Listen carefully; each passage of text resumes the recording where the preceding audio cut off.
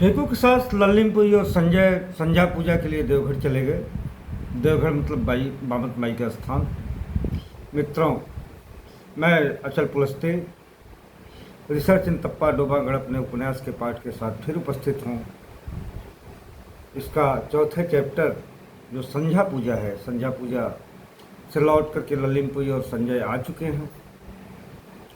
क्योंकि लेट हो गया था संध्या पूजा में, काफ़ी हलवा पूड़ी वहाँ का प्रसाद जो है खा लिए थे, और खाने के बाद दिन भर थकावट की वजह से लल्लीमपुरी सो गई थी।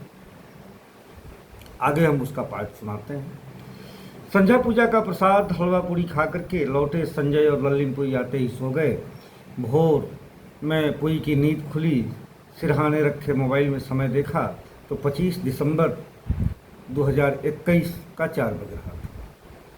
अब नींद तो आ नहीं रही थी, पर ठंड में से चाइनीज कंबल में डूबकी रही, पर मन मस्तिष्क में संध्या पूजा छाया हो। गीत गाती महिलाएं ईंट के चूल्हे पर पूड़ियाँ व आटे से हलवा बनाई थीं। देवघर के हाथियों और पिंडियों के सामने एक लाइन से 7 पूड़ियों पर हलवा रखकर सिंदूर से टीका लगाई। उसके सामने 7 जगह कपूर जलाकर के लोटे भर पानी में नीम की पत्तियां डालकर हाथ जोड़कर शांत भाव से बैठी थीं।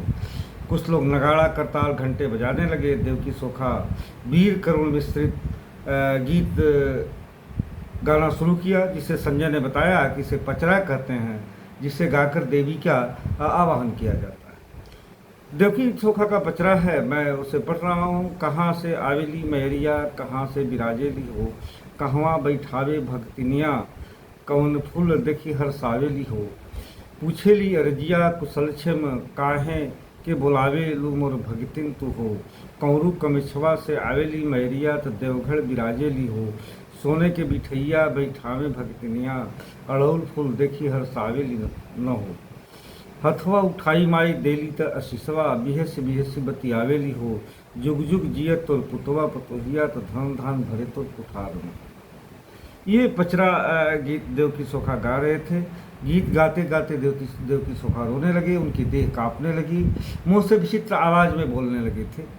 पंक्तिबद्ध बैठी महिलाएं खड़ी होकर लोटे का जल एक धार में गिराने लगीं, फिर लोटे को उल्टा रखकर जमीन पर सिर पटक कर प्रार्थना की। देवकी सोखा गुड़हल का फूल उठाकर सबसे पहले दिल्ली वाली बहू को दिया। इसके बाद शुक्ल परिवार व अन्य लोगों को फूल का प्रसाद देकर के जमीन पर पेट के बल लेटकर प्रणाम किया। वाद्य बंद हो गए। बामत माई की जयकार के साथ संध्या पूजा पूरी हो गई। संजय ने पचरा का भाव समझाते हुए लल्लीमपुरी को बताया कि देवी माँ कहाँ से आती है, कहाँ बैठती है, भक्तिन स्त्री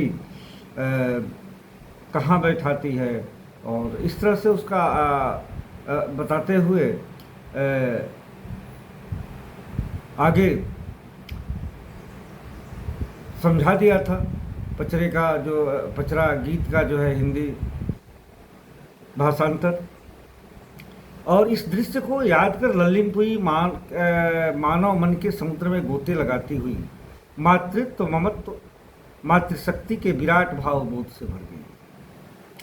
उसे लगने लगा कि दुनिया के सूक्ष्म से सूक्ष्म जीव जंत मनुष्य अवतार की कल्पना माँ के बिना असंभव है। हर विकट संकट में माँ अपने सृजन के लिए शक्ति बन जाती है। शायद इसीलिए असह्य पीड़ा की स्थिति में दुनिया के किसी भी कोने में बसे मनुष्य के मुंह से माँ ही निकलता है। हर भाषा बोली में माँ के संबोधन में माँ शब्द का ही प्रयुक्त हुआ है। यह आदिम मनुष्य की अद्भुत अनुभूति है जो आज तक मानव मन की गहराइयों में रसी बसी है। बागमती देवी का संबंध कामाख्या से सुनकर सोचने लगी कि इतनी दूर डोमागढ़ से नॉर्थ ईस्ट का कितना गहरा रिश्ता लोक मन में स्थापित कर दिया है। यही लोक धर्म की शक्ति है, जिसे शास्त्रों ने कठिन भाषा में रच करके अबूझ बना दिया है, जिसकी मनमानी व्याख्या कर कुटिल सत्ता लोकमन को प्रभावित करने की कोशिश करती है, लेकिन लोकमन क्षणिक विभ्रम के बाद पुनः अपनी धुन में लौट आता है। सत्ता और लोक का यह संघर्ष शायद सदियों से चला आ रहा है। पुरी की चिंतन धारा अचानक क्रिसमस की ओर मुड़ गई, जहाँ मदर मेरी की पीड़ा से उपजे यीशु ने मानव पीड़ा को आत्मसात किया, सत्ता के अहंकार से लड़ने के लिए पीड़ा को हथियार बनाया। उसे देवकी सोखा में सेंटा क्लाज, बामत माई में मदर मेरी दिखने लगी। यह ख्याल आते ही रजाई फेंक कर उठ खड़ी हुई। हिंदू, ईसाइयत, इस्लाम का बांध एक झटके में टूट गया। आज ईसा का जन्मदिन, क्रिसमस मनाने के लिए देवघर जाने के लिए जल्दी से तैयार होने लगी। इस इलाके में कोई ईसाई परिवार नहीं रहता है, इसलिए इधर क्रिसमस मनाने का कोई चलन नहीं है। यहाँ क्रिसमस को बड़ा दिन कहते हैं। उधर संजय तैयार होकर गूगल न्यूज़ देख रहा था। ओमिक्रॉन का भय छाया हुआ था। पत्रकारों, बहुराष्ट्रीय कंपनियों के मालिकों, शासकों के बयानों की हेडलाइनें आ रही थी। संजय गूगल पर वैज्ञानिकों, चिकित्सकों का विचार खोज रहा था। काफ़ी खोजने के बाद WHO और नेचर साइंस जर्नल से कुछ सामग्री मिली, जिसमें तेज प्रसार की बात तो कही गई थी, पर मारकता के बारे में कुछ निश्चित नहीं था। उत्तर प्रदेश में नाइट कर्फ्यू लगने का समाचार बार बार दिख रहा था। इसे पढ़कर संजय के माथे पर बल पड़ गए। आखिर दिन के भीड़ भाड़ रैलियों के बाद इस ठंडी रात में कर्फ्यू का क्या आशय हो सकता है। अगले क्लिक में एक खबर दिख गई। उत्तराखंड के प्राइमरी स्कूल में दलित रसोइये द्वारा बनाया गया खाने से इनकार कर दिया बच्चों ने। दलित महिला को काम से हटा दिया गया था। सामाजिक विद्रूपता को सिस्टम ने स्वीकार कर दिया था।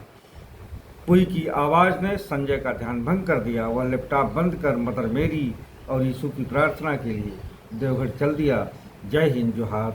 रिसर्च इन तप्पा डोमागढ़ उपन्यास के अगले चैप्टर्स और तथ्य को जानने के लिए हमारे साथ बने रहें।